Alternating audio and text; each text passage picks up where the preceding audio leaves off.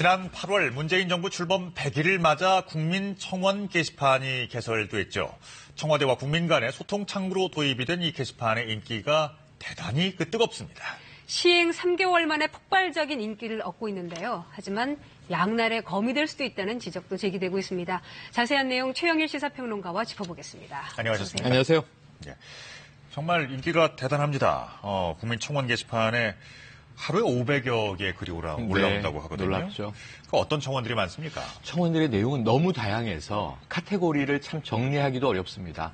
사실은 좀 우리가 많은 사람들이 좀 이 지지 서명을 하고 있는 것은요. 우리가 알고 있는 대로 소녀법을 좀 개정해달라. 또 낙태죄를 폐지해달라. 또 이 조두순 석방 관련해서 이 석방해서는 안 된다. 좀 이제 계속 가두어 달라 이런 얘기도 있고요. 네. 최근에 이국종 교수가 화제가 되니까 권역별 중증 외상센터에 좀 지원을 강화해 달라 이런 이제 국민들이 동의할 수 있는 부분도 있고요. 또 공분과 관련된 여러 가지 좀 사회 문제들에 대해서 또 이제 불만이나 분노를 쏟아내는 글들도 많이 있고요. 또 진지한 제도 개선이나 정책 제안들도 있습니다. 그런가 하면 또 아주 황당무계한 청원들도 있기 때문에 정말 지금은 그 청원의 실험 시대라고나 할까요? 소통이 폭발하는 그런 시대를 우리가 보고 있는 것 같습니다. 그만큼 사람들의 관심이 뜨겁다는 얘기를 듣는데 그렇죠. 어떤 배경에서 그렇다고 생각하세요? 그러니까 그동안 정부 혹은 청와대에 대해서 좀 아직까지도 우리가 민주화가 된 시기는 오래 가고 있습니다만 좀 권위주의적으로 느꼈던 것 같아요. 혹은 권위주의적이 아니라 좀 관료적으로 느꼈을 수도 있습니다. 우리가 뭔가 이런 문제를 제기해도 도와주지 않을 거야. 그래서 왠지 뭐 이번 정부에는 좀 초기부터 기대감이 커서 그런지 일단은 되든 안 되든 청원을 막 하는 분위기예요. 이것도 하나의 러시라고 본다면 제가 보기엔 정부가 현명하게 잘 대응해서 또 이것을 하나의 소통으로 풀어야 할 대목도 있고 실제 정책에 반영해야 될 대목도 있고 사실은 그런가 하면 또 부작용에 대해서는 신중하게 대응해야 할 필요도 있어 보여서 지금은 일단 초기 드라이브는 잘 걸린 것 같고 좋습니다만 앞으로의 체계적인 대응이 문제다 이렇게 지적할 수 있겠습니다. 네. 청와대 국민청원 게시판은요 8월에 문재인 대통령의 취임 100일을 맞아서 처음으로 시작이 됐습니다. 그 당시의 화면 좀 보시겠습니다. 정치를 그냥 구경만 하고 있다가 선거 때 한 표를 행사하는 이런 간접민주주의로는 만족하지 못하고 있다고 생각합니다. 이 정부의 정책에도 직접 제안하고 그것을 반영해 줄 것을 요구하고 이런 직접 민주주의를 국민들께서 요구하고 있다고 생각합니다. 이 문재인 정부도 이런 국민들의 집단 지성과 함께 나가는 것이 국정을 성공할 수 있는 그런 길이라고 생각합니다. 네. 그러니까 이렇게 직접 민주주의를 대신할 수 있는 쌍방향의 소통이라는 데 가능성을 좀 높게 평가하는 것 같아요. 점수를 주고 있는 것 같아요. 지금 대통령의 취임 100일 즈음이 8.15 광복절 전후였습니다. 그래서 저때 지금 보시는 화면을 보시면 제목이 국민이 묻고 대통령이 답한다 이렇게 돼 있었는데 이게 정부 기조로 다 퍼져나간 것 같아요. 그래서 국민이 물으면 정부는 답한다. 그래서 어찌 보면 이제 청와대에 있는 지금 국민소통 게시판에 국민청원 이 코너의 경우에는 정말 다양한 요구가 많이 올라오고 있는데 일단은 룰을 정했습니다. 그래서 30일이라는 기간 동안에 20만 명 이상이 지지를 하면 그 청원에 대해서는 청와대 내의 전문가, 책임 있는 수석이나 혹은 그 부처의 책임 있는 장차관이 반드시 답변을 하도록 하는 룰을 정했어요. 8월 19일에 지금 말씀하신 이 청원 사이트가 개설이 된 거고요. 그래서 벌써 지금 100일 돌파됐는데 4개 정도가 등장을 했기 때문에 앞으로 더 다양한 우리 사회적인 이슈가 나올 텐데 지금 선정된 것만 보더라도 굉장히 찬반 논란이 뜨거울 수 있는 대목들이거든요. 그래서 어찌 보면 수면 밑에 있던 논쟁들을 수면 위로 끌어올리는 좋은 이제 순기능을 하는 것과 동시에 사실은 해법이 없음에도 불구하고 너무 이제 말만 무성해지는 것 아니냐 이런 이제 또 이 부작용 어떤 역기능을 같이 어떻게 순화해서 이것을 좋은 쪽으로 끌고 나갈 것인가 하는 것은 청와대의 의지와 또 국민들의 어떤 성숙된 아까 나온 집단지성이 같이 어우러져야 할 대목으로 보여집니다. 백악관에서도 그 청원 사이트가 운영되고 있는데요. 뭐 어떻게 좀 어떤 점이 좀 비슷하고 어떤 점이 차이가 네. 난다. 예. 그러니까 이제 온라인 시대로 들어온 게 이제 21세기 2000년대에 인터넷이 활성화됐으니까요. 그 전에는 다 서면이나 인편으로 하는 청원 제도는 민주국가에 다 있었습니다. 그런데 이 미국 백악관의 청원 제도를 우리가 벤치마킹을 한 거거든요. 네. 차이점은 뭐냐면 미국은 이 10만 명이 지지하면 60일 내에 답변을 합니다. 우리가 좀 인원수는 2배 많죠. 20만 명이 지지하면 우리는 30일 안에 빠르게 답변을 합니다. 그런데 이게 이 위더 피플이라고 하는 백악관 사이트인데요. 네. 오래전부터 있었냐면 그건 아니고요. 오바마 행정부 때 만들어진 겁니다. 2011년에 만들어져서 그때부터 폭발적이었어요. 예를 들면 아주 엉뚱한 화제가 나왔는데 스타워즈라는 공상과학 영화에 나오는 네. 이게 데스스타라고 하는 거대한 인공별을 만들어달라 이런 청원이 올라왔던 겁니다. 네. 이게 굉장히 화제가 됐는데 이 오바마 행정부에서 굉장히 진지하게 답변을 했어요. 뭐라고요? 이게 뭐 엄청난 예산도 계산을 했더군요. 68경 달러가 들어가는 사업으로서 우리 미국 정부는 예산을 줄이려고 노력을 하지 예산을 늘리려고 하지 않습니다. 그리고 우리는 이미 축구장 뭐 몇 개 면적에 우주정거장을 띄워놓고 있고 레이저를 쏘는 로봇은 이미 개발돼 있습니다. 이런 답변을 했어요. 네. 이 답변이 또 박수갈채를 많이 받았어요. 그래서 어찌 보면 우리가 우문현답이라고도 하고 정말 이제 이 웃기려고 물었는데 진지하게 답하니까 더 신뢰성이 이제 생기기도 하고 이게 다양한 소통의 방식으로 쓰일 수 있겠구나 하는 거였고요. 영국이 사실은 청원 사이트가 더 엄격합니다. 네. 영국은 1만 명이 지지를 하면 정부가 의무적으로 답변해야 하고 10만 명이 지지를 하는 것은 의회에서 논의를 해야 됩니다. 그런데 이 지난 올해 들어서 좀 화제가 됐던 게 미국 트럼프 대통령의 영국 순방을 막아달라라는 청원에 130만 명이 서명을 해서 영국에서요? 네, 화제가 되기도 했고요. 심지어 프랑스 청원에서는 예. 이 지난 프랑스 대선 있지 않았습니까? 미국의 전 대통령 버락 오바마를 프랑스 대통령 후보로 출마시켜 주세요. 여기에 8만 명이 지지를 했더군요. 아주 재밌는 일이 많이 벌어지는 사이트들입니다. 네. 예, 조선시대 말씀하세요. 신문고의 현실판이라고 네. 생각을 했는데 뭐 각 나라마다 이런 제도가 잘 있고 또 뿌리를 잘 내려가고 있네요. 맞습니다. 그럼에도 불구하고 우리나라는 또 역사적인 전통이 있죠. 그렇죠. 말씀하신 대로 이제 신문고라고 하는 제도가 조선 태조 때부터 만들어져서 정말 한이 있고 억울한 백성은 북을 치면 그 상소를 왕이 직접 듣는 제도를 만들었는데 이게 나중엔 좀 왜곡이 돼서 관아의 허락을 받고 사헌부의 허락을 받고 의금부의 조사를 받아서 허락된 것만 신문고를 칠 수 있게 하는 쪽으로 변형이 됨으로써 네. 어찌 보면 좀 직접 소통을 많이 완화하는 나쁜 전례로 바뀐 것도 사실이거든요. 이런 면에서 지금 온라인을 통해서 국민과 정부가 직접 소통한다.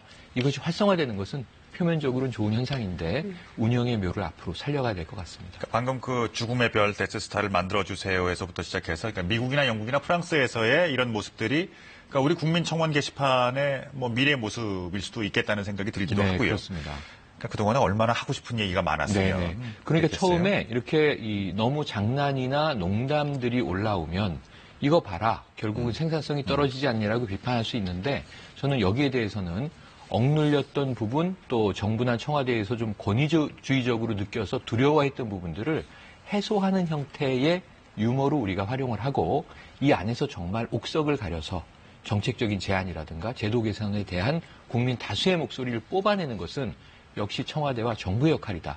이 대목을 좀 잘해 주셔야 어찌 보면 이게 또 쓸데없는 말만 난무하는 사이트가 아니고 생산적인 사이트로 우리가 계속 유지해 나갈 수 있을 것 같습니다. 근데 바로 직전 정부에서도 그 국민신문고라는 게 있었어요. 네. 예, 근데 그거는 왜 이만큼 성공을 하지 못했을까요? 그러니까 말씀드린 대로 지금 트럼프 미국 대통령 행정부의 이 청원 사이트는 이 오바마 대통령 시절보다 활성화되지 못하고 있습니다. 그러니까 분위기가 중요한 것 같습니다. 네. 지난 정부도 있었고요. 사실 한 가지 좀 놀라운 사실을 말씀드리면 국민권익위에 만들어져 있는 정책 제안과 제도 개선에 대한 글을 올릴 수 있는 신문고가 있습니다. 국민신문고가. 네. 2005년에 만들어졌는데 2011년에 그러니까 이제 MB 정부 때였죠. 예. 유엔으로부터 상을 탑니다. 굉장히 잘 만들어진 사이트다. 근데 정작 우리 국민 다수는 잘 모르고 있었던 이런 정황이 있거든요. 그래서 늘 이런 소통의 채널은 존재하는데 국민들이 좀 신뢰하고 지지하고 이것을 잘 활용하기 위해서는 정부가 열심히 답변해주는 태도와 네. 국민들에 대한 이제 노력이 필요해 보이는데 이번 정부는 초기부터 이 지금 두 가지가 벌써 채택이 되면서 답변은 나오지 않았습니까? 처음에 조금 잘못됐지만 청소년 보호법을 개정해 주세요. 이건 이제 요즘 중학생들이 많이 좀 과격한 폭력이 보이면서 나온 얘기인데 청소년 보호법이 아니라 소년법이었죠. 소년법 개정에 대해서는 이 조국 민정수석과 윤영찬 이 국민소통수석 그리고 박수현 이제 수석 대변인이 함께 대담하는 형태의 답변이 나왔고요. 바로 이제 며칠 전에는 두 번째 청원으로 채택이 된 낙태죄 폐지에 대해서 조국 민정수석이 답변하기도 했습니다. 네, 청와대 국민청원 게시판에 대해서 얘기하고 있는데 30일 안에 국민 20만 명 이상이 동의한 청원에 대해 정부가 직접 답변을 하겠다고 그렇습니다. 밝혔습니다. 그 약속 어떻게 지켜지고 있는지 보겠습니다. 청와대 첫 번째 공식 답변을 받은 건 소년법 폐지 청원이었습니다.